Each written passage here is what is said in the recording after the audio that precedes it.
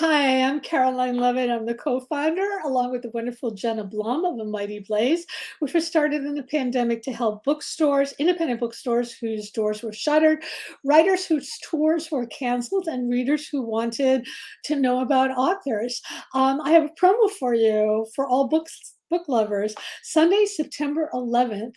Actually, it's like September 8th through 11th. It's a Blaze favorite, the Salem Literary Festival. Put it on your calendars. It's presented by Salem Athenaeum. It's been inspiring writers and readers since 2008. This year's festival has over 50 authors, including Alex Harrow, Lev Rosen, Jennifer Lynn Barnes, and Jessamine Chen. There's adult, young adult, and children's programming. There's in-person events. And in fact, our own co-founder, Jenna Blum, is kicking off our in-person events on this Friday, on Friday, September 9th. And me will be on a virtual panel Sunday, September 11th at 2. This year's festival has both in-person and virtual ones. Check out the schedule at salemlitfest.org. You can also find it on your favorite social channels. Okay, today we have, look at this amazing book cover, The Lost Girls of Willowbrook, by one of my favorite authors, ELLEN MARIE WISEMAN. I'm so happy to have her here. Ellen is the New York Times bestselling author of The Orphan Collector, What She Left Behind, Coal River, and The Plum Tree, and the Life She Was Given. This latest, The Lost Girls of Willowbrook, is also an Indie Next pick, which is a very big deal, and it's racking up the raves. Her novels have been translated into 20 different languages. This book is astonishing because it mixes fact with fiction. It's about two devoted sisters, Sage and Rosemary. Sage believed that her twin sister Rosemary died, but instead she discovers that Sage was sent to the real-life place of Willowbrook on Staten Island, which is the notorious real-life institute that was exposed in the 70s, but not shut down for another decade. They did experiments on children. There was horrible abuse. When Sage discovers Rosemary is alive and missing from Willowbrook, she goes there, but she's mistaken for her sister, and she's incarcerated there too. It's absolutely extraordinary.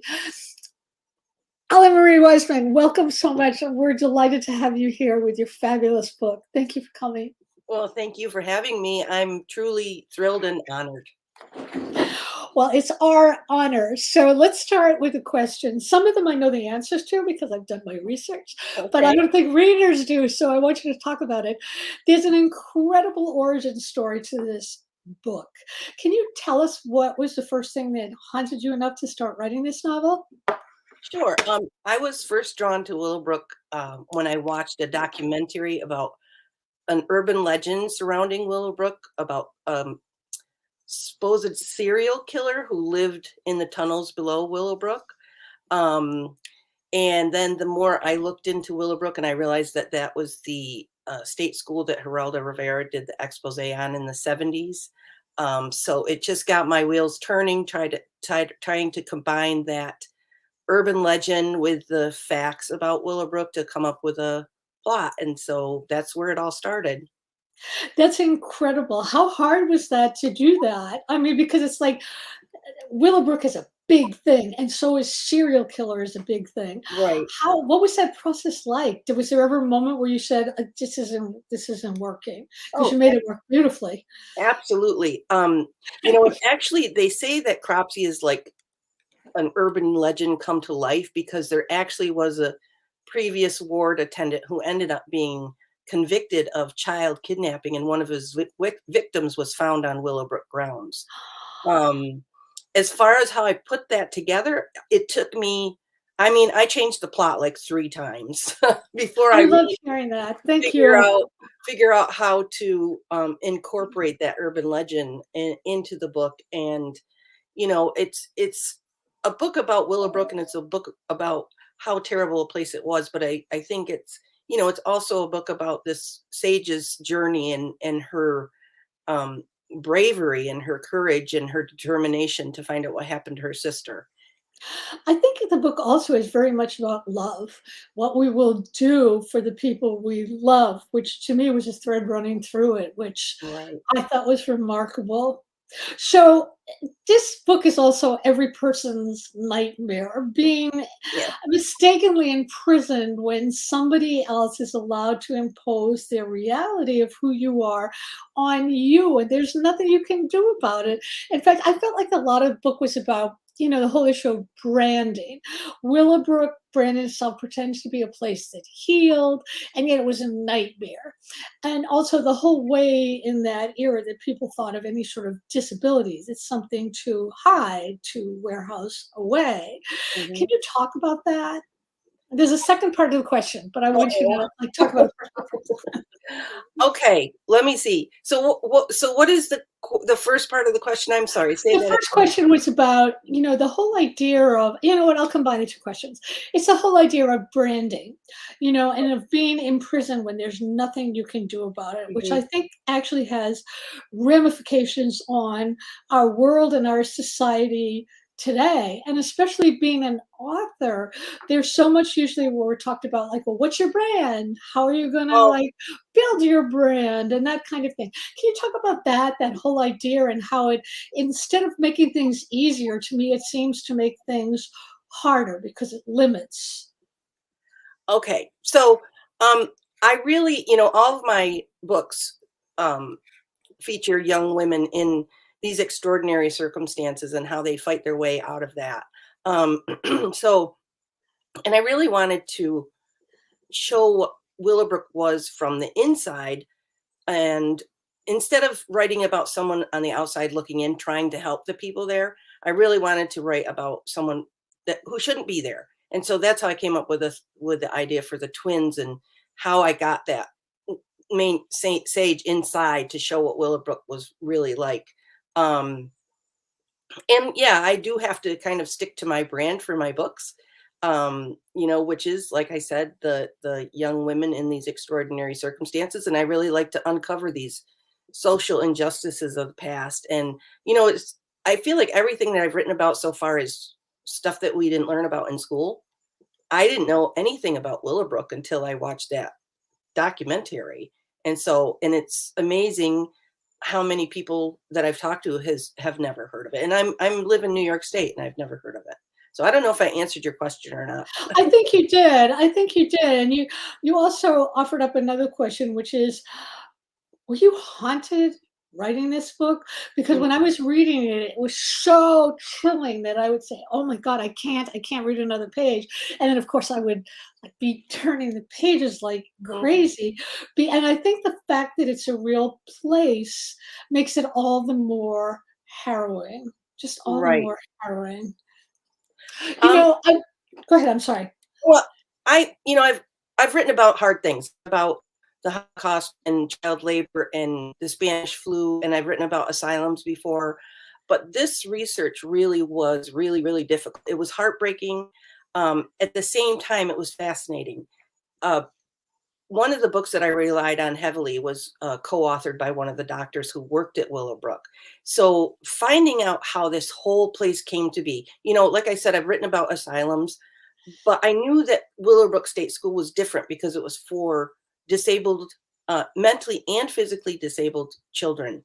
And of course, a lot of these children grew up and they were adults, and so there was adults there too, because they spent their life there.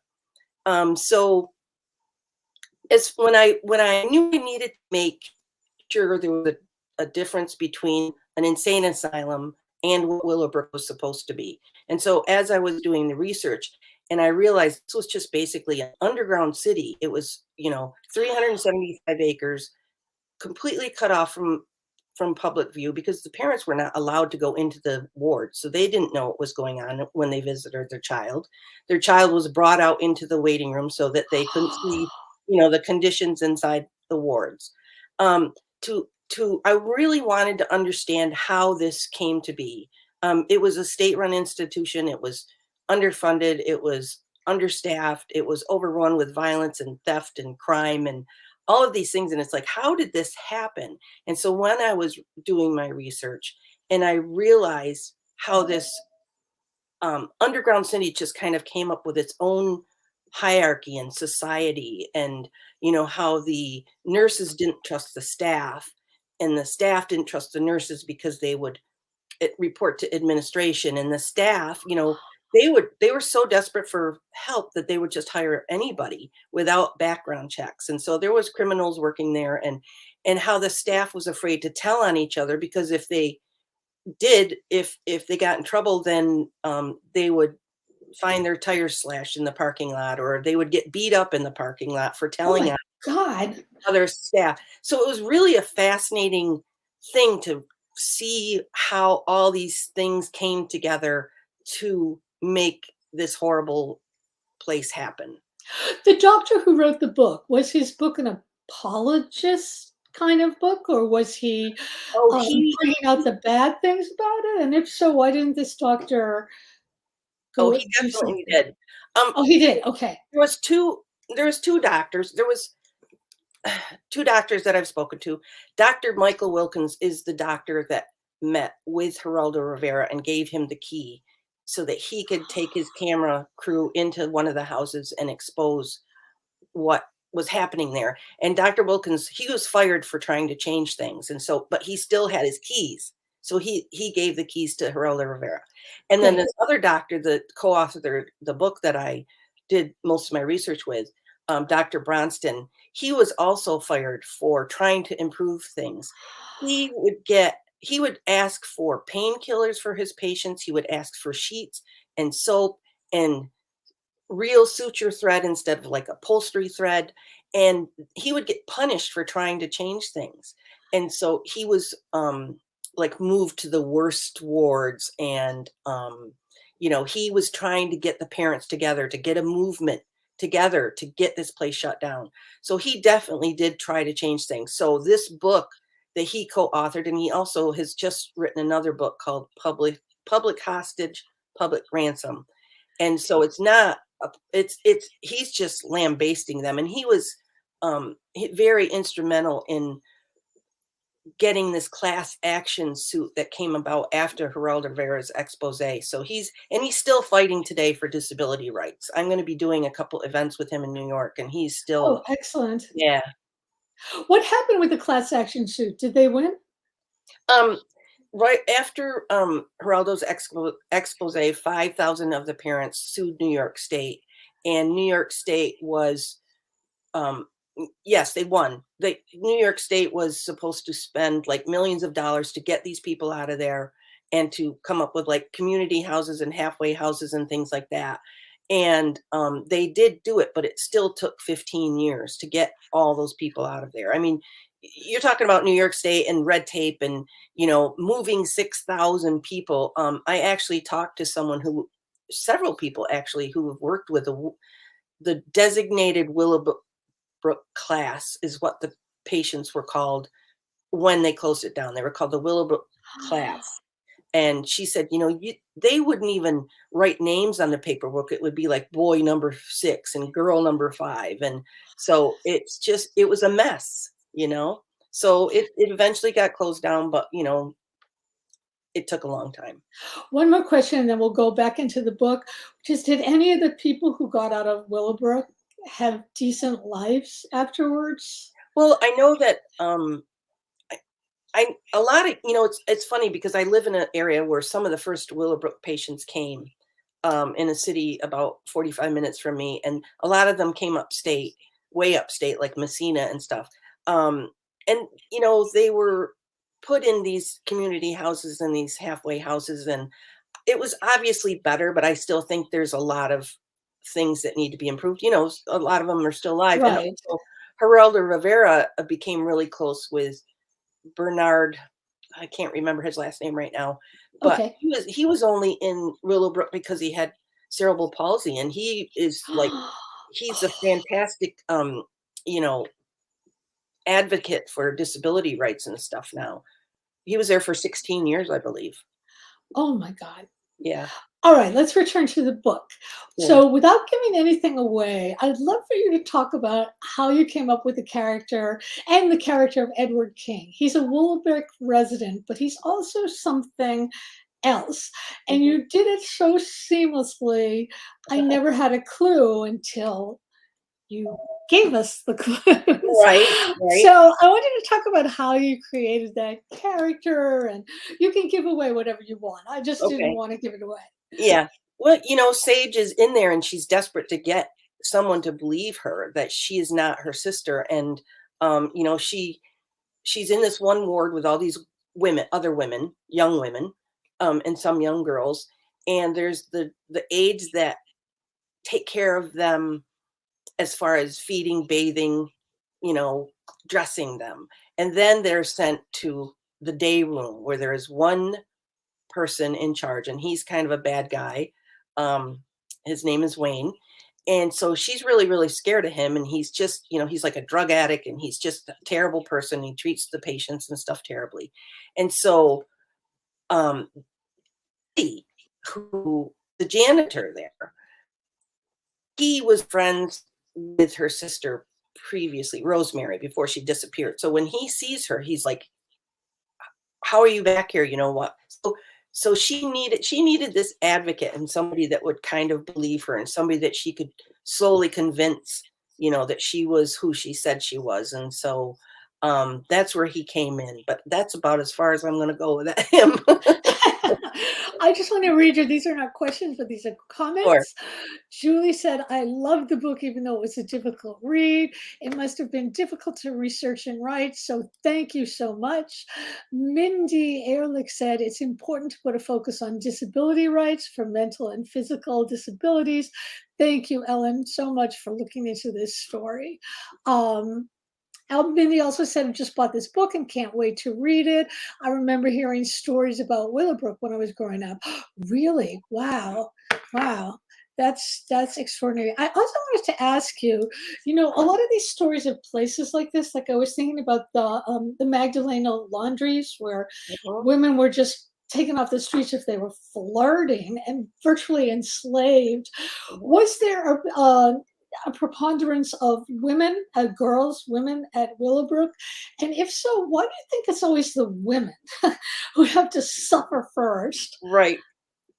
Well, back when I wrote about Willard State, it's so funny that the names are so similar, but Willard State Asylum in the Finger Lakes, that was set in the 20s. It was a flapper girl who was sent to the institution for refusing an arranged marriage.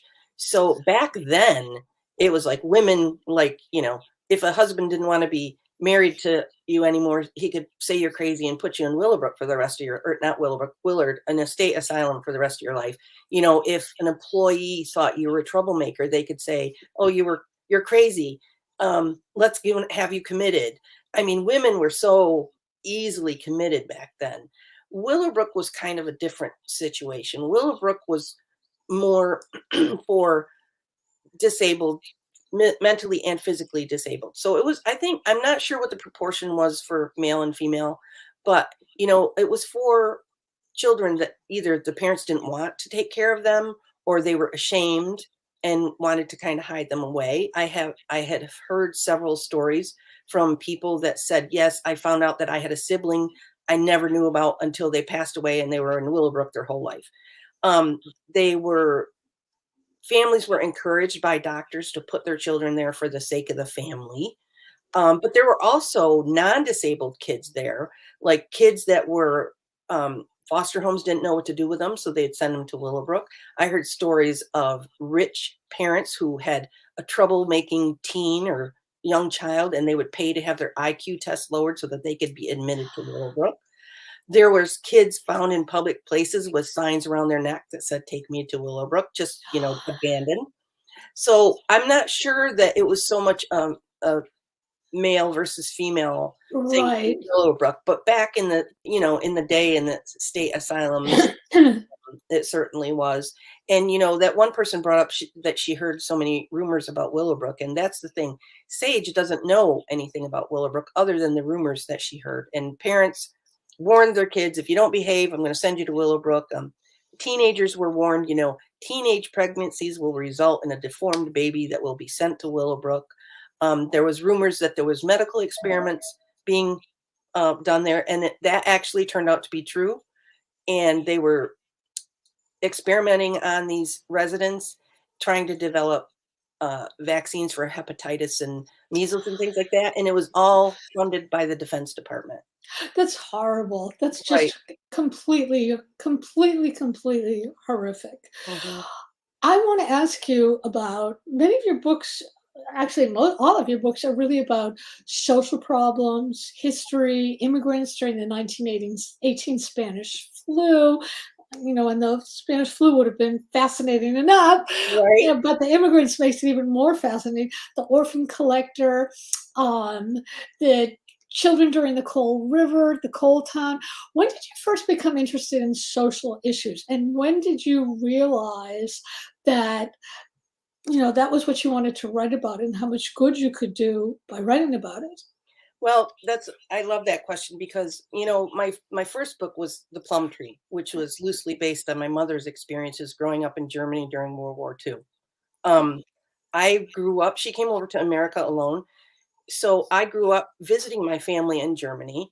I've been inside a bomb shelter where my mother hid as a child. Wow. They were dirt poor. There was a small air base outside of their village. And so the Nazis built a small camp next to the train station for like 800 prisoners to rebuild this train station every time, or not to rebuild the airport every time it got bombed. So these prisoners were marched by my grandmother's house twice a day, and my grandmother used to sneak out under the cover of night and put food out on the street for the prisoners. And she also kept her it was illegal to listen to foreign radio broadcasts. You were supposed to turn in your short band radio and take the Nazi controlled radio, and she kept hers and she listened to it. She hid it. And so both of those things were punishable by death. And so my grandmother did that. And my my grandfather was drafted and sent to the Russian front, and he was a POW, and he escaped a POW camp and made his way back to Germany. But my grandmother didn't know whether he was dead or alive for 2 years. And he wasn't a Nazi. And at its peak, only 10% of the German people were members of the Nazi party, which is surprising to me. Really? Yeah, I'm very surprised at that. But right. those 10% who were not part of the Nazi party, were they still supporting Well, them in some only way? Or 10%, only 10% were actual members of the Nazi party. So when I went to, I mean, of course there was, as in every situation, there are people that do good things and there are people that do terrible things. And then, right, so of right. course there were people that kind of, you know, uh, believed in it and turned in their neighbor. And then there was the people that tried to help or just stayed quiet. Um, and when I went to high school here in the US, and we were in like 10th grade and we started learning about World War II, people called me a Nazi because they knew that my mother was a German. So I think that's kind of where it came from. I want to tell other sides of stories. You know what I mean? I wanted, Right, right. and I with that book, there was so many people that wrote to me and said, thank you so much for telling what our families in Germany went through, especially because it was women and children who were there trying to survive bombings and poverty and starvation while all the men were off fighting. And I actually had a child of a Holocaust survivor write to me and say, thank you so much. She goes, I used to hate all Germans and blame them for everything. And she goes, until I read your book, and now I can see, that not everyone was a Nazi. So No. yeah, so that was really, I just, and all of these issues that I write about, I get so many letters from people that say, my family went through this, or, my uncle was in a coal miner and things like that. So it's just, I just really like to uncover that stuff and tell all these different sides of the stories, because some people are so, and history has been whitewashed, you Oh, know? yes, and it's being whitewashed even more now. Yes. But you're making the history personal, which when you do that, when we can, attribute a historical event to a person that we care about and we're reading about, it makes it much, much bigger. We have an obscene comment here, so Oh let's dear. just release that. Okay, so Liz Haven says, this reminds me of two places in towns where I have resided, Medfield and Danvers State Hospitals, both in Massachusetts. Mhm. Okay, so yeah, there's a lot of that coming on. So is there any subject that you wouldn't want to write about, or that you feel like, you know what, I just can't touch that, That I wouldn't? that you would not touch? Oh, no, not really. I really would like to write about the whole Catholic priest scandal, but I'm not sure if I'll be able That to. would be interesting. Yeah, but no, I'm really not afraid of much of writing about much of anything, you know? I mean, I actually with the Lost Girls of Willowbrook, I really had to tone it down because that place was way worse than I could even say in the book. You know what I mean? Um, People wouldn't it's already a difficult read. People would have, you know, thrown the book across the room if I had made it like it really was. So I'm really not shy of writing about anything. Good. That's good. Writers need to be brave. So Yeah. here's a writing question for you. Do you Uh-oh. feel from when you write one book, you know, whatever you've learned from writing that book, that you can pass on to the next book? Or do you feel like every book is a brand new entity, which is just as much trouble as first? Right. Well, it's funny because there are some threads that readers have pointed out that I didn't even realize I had done. Um, and you know, as far as like writing about like institution and Willowbrook, state institutions in Willowbrook, um, and now I'm writing about eugenics. And these So interesting. institutions just kind of came from this eugenics movement in the United States. You know, the people that were in charge wanted to separate the others from The the main, others. yeah, the main society. So that all kind of it's like I'm doing it backwards. So now I'm writing about eugenics, which is kind of the cause of these institutions. Um, One of my books, The Life She Was Given, it's historical because it's set during the Depression, but that also came from my love of the book Flowers in the Attic when I was a teenager. I love those books. There were three of them, right? Yeah. Yeah. And I had touched on Coal River. I had touched on a circus sideshow in Coal River, and I really wanted to explore that world further because that's a whole other society by Yep. itself. And so that's how I came up with the idea for the girl that was kept in her parents' attic until her mother sold her the circus sideshow. Yeah. So and there's some other threads too that readers have pointed out to me that I didn't really even realize until I was writing them. That's absolutely fascinating. Can you talk a little bit about eugenics, or would you prefer not to because you're writing about it? No, that's fine. It's a really, really huge topic. So I'm trying to figure out how I'm going to condense it into a book. But yeah, there was these, you know, back in the 20s, 30s, maybe the 40s. I'm still just starting out, so I don't know perfectly all the research, but you know, you could see a sign, propaganda sign from the Eugenics Society that said, you know, every 15 seconds a person is born that's going to be a burden to society. Oh my And God, yeah, and this is, you know, we're talking about that's America here. disgusting. Right. And I can't remember all the signs right now, but there was all sorts of like propaganda signs like that. And also, you know, the Better Baby contests that used to be set at the state fairs, those were run by the Eugenics Society because they wanted, you know, it's kind of like the perfect race, perfect family. Um, Many women especially, were sterilized because they were deemed feeble-minded and they didn't want them to you know, procreate. um, and these eugenicists had written books and made movies, and Hitler actually wrote them fan letters. Oh my And God. he quoted some of them in his book. And also the Carnegie Institute came up with the idea of gas chambers as a way of getting rid of the people that are a burden to The society. Carnegie Institute did? And it was never That's right. It was never implemented, obviously, because they didn't think the American people would go for it. But you know, obviously the Hitler, Nazis did though. yeah, Wow. he took these ideas to an extreme. So You know, eugenics played a huge part in American life, especially in the early part of the century, the 19th century, 20th century. I don't know. I get those mixed up. You know what I mean? It's like people don't realize, like even these institutions that kind of came from that idealism. Here's a writerly question. How do you know when you have enough research? Because I know writers, you can, I mean, I can spend 2 years on research and then I realize maybe I should like write something Right. now. When is too much too much? Um, it's you know, I'm always on a deadline because I sign contracts, so it's not like I can spend 6 months researching. So I usually try to buy several books on the subject, and I just make notes, make notes, make notes. And it's so much fun when you know all your research and you run across something that helps the plot.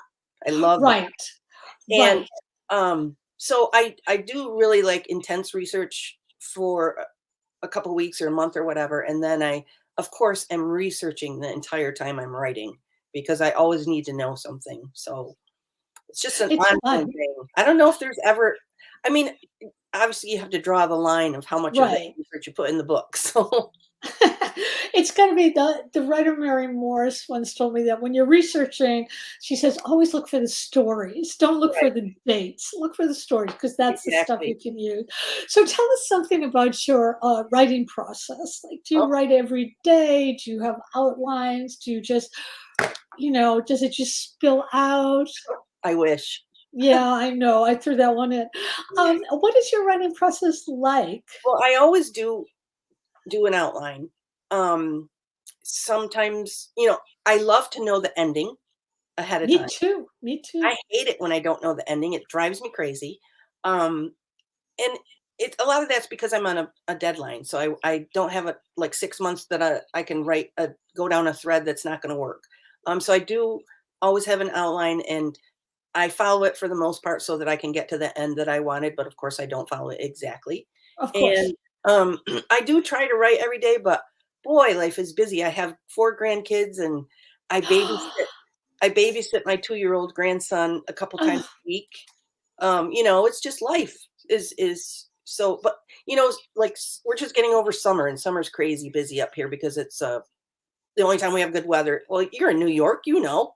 yeah. Yeah. And so the winters I get a lot more writing done. So, if you could give a piece of advice to your younger writer self, you're just starting out writer self, what would you tell yourself? Um I you know, I never took a creative writing course. I didn't go to college or anything like that. Um Wow. How yeah. did you learn to write? Well, I was just always a big reader and I bought as many books as I could on writing, you know, Anne Lamott and Stephen King and all of that stuff. I read as much of that as I could. And I really wanted some professional feedback when I was working on the Plum Tree because I really had no idea if I knew what I was doing.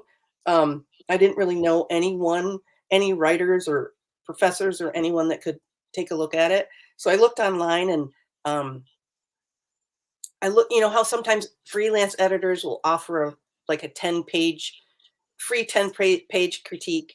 And I luckily ran across William Kowalski, and he's a best-selling author. He's in Canada right now, but he read my first 10 pages and he just loved it so much. And he kind of took me under his wing. Great. He, I paid him to edit my pages, but that's how I learned, you know, by him telling me what I was doing wrong is how I learned.